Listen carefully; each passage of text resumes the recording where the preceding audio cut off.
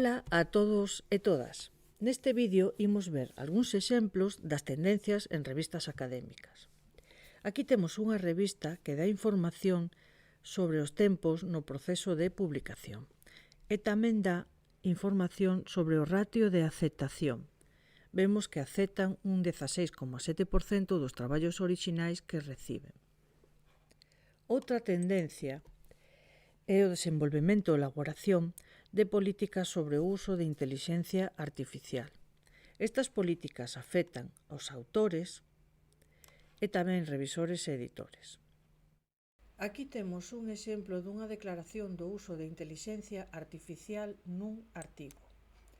Mencionan as IAs xenerativas que se usaron para asistir ao autor de correspondencia na escritura, no control e revisión do código das estatistas e a visualización de datos. Especifican que non empregaron a IA no proceso de escritura. A editorial, pola súa banda, ofrece un asistente de intelixencia artificial para facernos resumos que estamos a consultar.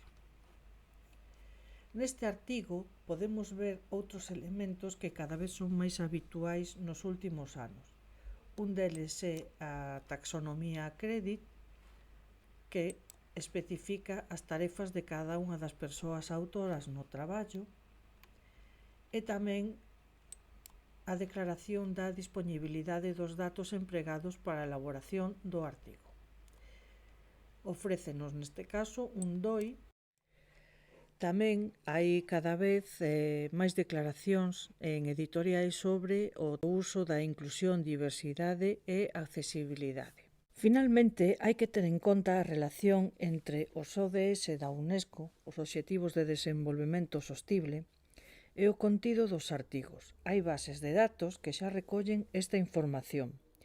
Un exemplo é a base de datos Scopus, que neste artigo indica na parte inferior do rexistro con que ODS está alineada esta publicación. Ocorre o mesmo en Web of Science. Na parte inferior deste traballo podemos apreciar como indica cada un dos obxectivos que se alinean con esta publicación.